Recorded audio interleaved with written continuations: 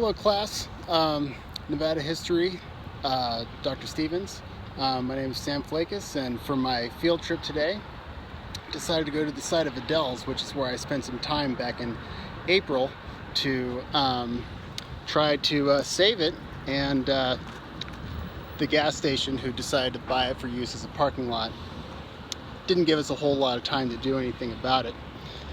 About 3 months, and which is not enough time to do anything like that big. So it became a salvage operation. So I took lots of drawings and video and pictures of what the inside looked like shortly before it was torn down for posterity. So hopefully you guys enjoy, and as a supplement to my main report on it. Hope you guys like it. All right, Sam Flake is here. I'm here at the Adele's building. As you can see right behind me, we don't know how much longer this building is going to be here. Today's April 7th, 2020, and so we're just trying to salvage as much as we can, and just like document the place, and you know, the historic part. I mean, the restaurant part I'm not too worried about, but anyway, just thought I would do a quickie video tour of the place for no other reason than to just show what's here. So I'll spin you around like this. So this is the laundry room where the fire happened in the wee hours of the morning, and you know, it was starved of oxygen, and it just blackened the entire place. But and it was just a lint fire. It just started right here at that outlet. You can see where the ignition was. Not that one, but that one. It was right behind the washer and dryer. I guess that's the washing machine if that's the 110, and that's the hot and cold, and then that's the 220. So that's where it started. So clean your lint. It's no joke. This was the pantry, I guess. Here's the door that the firefighters kicked in that was that led up to the residence. So it's pretty well confined to this part and didn't really spread to the rest of the building except for here. Well, it really spread here.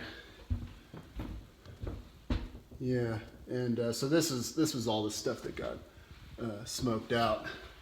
And then this is the historic part of the house.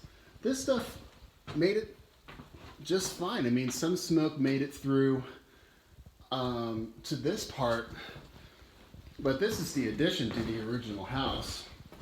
This part of the house, the original house, had no damage, virtually no damage. I mean, it got, you know, a little bit of smoke, but it wasn't too bad. The firefighters had already come in and knocked the blaze down before it was allowed to spread too bad. So this is the original Captain Porter house, lived in by Judge Michael Murphy and then Frank Murphy. I don't know if they were related, maybe just a coincidence, but I'm sure somebody knows. There's the staircase. Leopard construction already came and sawed the banister off. So there's the stump of the pile of sawdust there. And that's where the oak hearth was, is the restaurant. My mom salvaged that, and it's behind her wood-burning stove right now. This column here is the brick fireplace. Somewhere in there is the hole where the stove pipe would have gone into it, and the other stove pipes for the other rooms in the house would have connected into, and that goes down all the way into the foundation somewhere. And then the kitchen is on the other side of those windows there. They had put paintings behind those windows when they walled that over and just left the windows there, which I think was a good way to preserve the old house. This panel of windows is not the original windows to the house. It was windows just like those. Um, the, the original porch had windows that were arrayed just like that, side by side. All right, so going upstairs. This is a really awesome staircase. We were just noticing the other day that these have been radiused. I don't know how you radius that. They didn't have, you know, I mean, I don't know. Damn, I don't know how they did that. Well, that's why I'm here, to figure out how they did things. The method to their madness. This here, this window, that allowed light and air. That kind of had that cupola effect. So they had that window that so that it would match the rest of the pattern around the rest of the house. I mean, they're all dormers here. So this is actually the roof, you know, right on the other side of that. And you'll see in the walls they had a method of having a straight wall going up and down, and then the roof was right to the other side of that. But that allowed fresh air and light in. I pulled out the fan unit that was used to actually suck the hot air out to give ventilation down into the dining room there. And then these are the bedrooms. This probably was a bedroom and then became a bathroom. They probably had an outhouse outside in the beginning, and this became a bathroom later on. And then this is not original wallpaper. I think that's pretty 70s, 80s wallpaper, but you can barely see when you pull it away that there's some remnants. Not a whole lot, like nothing to really collect samples off of, but you can see that there was other kind of wallpaper there. Here's another bedroom. This was interesting when Travis and I first came in here. One more thing, forgot to show the residence. So this is where Paul and Adele, this is where they lived. It was upstairs from the laundry room and kitchen. And there's not a whole lot up here. It's just a bedroom and maybe just like a living room. With the bathroom, you know, no bathtub, just a shower. With a beautiful view of the gas station.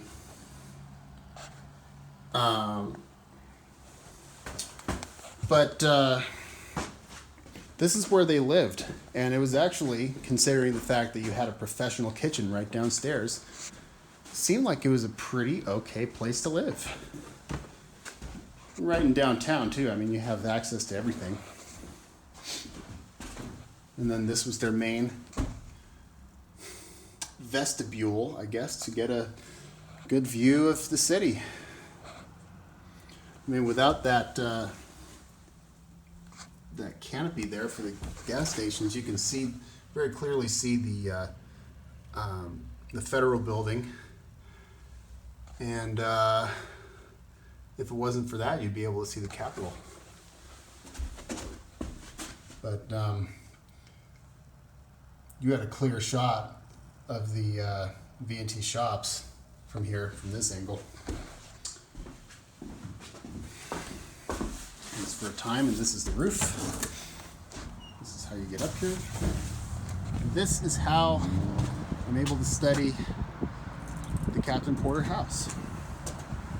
And I took down just a little bit of the chimney for no other reason than to just help study it, but I was taking drawings of the entire thing, recording it before I got started on that, so it's not, you know, a total waste. But gotta be careful. All this stuff was hidden by this parapet here, and then this is, you know, that window in the southwest bedroom. and it's easy to get up there just by climbing all over this stuff, and you can get good measurements and good pictures of all the molding and stuff. There's an amazing amount of original fabric on this building. Ugh. This is the work in progress for what I'm doing with what's left of Adele's that I was able to pull out of there before demolition. So the shed was here when we moved here almost 10 years ago. What I decided to change about it was to put up this cupola made out of the windows that were from the residence up over the kitchen. And those windows are not historic by any means. They were put there in the 70s, 80s or so. But there are some things that are historic about it. And a lot of the more trademarkable ornamentation off of it from the 1874 house is going under these beams that support the cupola to make this cathedral style roof. So if we walk in, definitely still a work in progress, but at least the ceiling mural's done. I did that in oils. And the whole point of it is to make the place look bigger than it actually is. Don't mind the pile, but that's some of the wainscoting that is now the floor. And then this is some of the wainscoting that became wainscoting again. That's all from the bar area, and that's all stuff from the 80s. None of that stuff is historic to the 1874 house. That was a later addition. They became the bar part. Here's the machine shop corner of it. This whole thing is going to be a machine shop of sorts for my many model making projects, but I wanted to do a good job at it because I figured it would serve as an example of a continuation of good Carson City, Nevada architecture. So this was a building that I could do something about, and so that's the scale I'm able to work in. So that's what I'm going to do. Oh yeah, here's the box of all the stuff that I saved from, that's all the gingerbread, as they call it in layman's terms, but stuff like this. These S shapes, these scroll work elements. These are all, I believe that's redwood, and that is not a square nail, but that was a nail that was put in later, probably the 30s or 90s, who knows. But this stuff you can absolutely tell is original because some of it does have the square nail still stuck in it. But the only one of these that is not original to the building is this guy.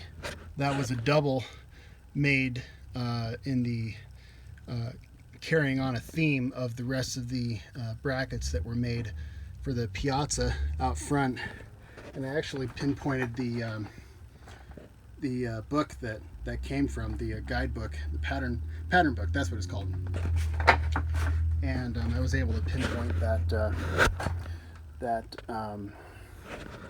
pattern for that. So that was pretty cool. It was quite the discovery.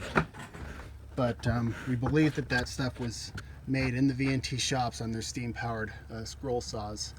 And when I'm done on the exterior here, that's all going to be painted white, so it shows up a lot better. Pretty hard to see black on black, black on shadow anyway. So I'll post pictures as this thing wraps up. But it's been quite the project. And hopefully, before it starts snowing, we'll actually have a proper shop for the boys and I to work on this stuff.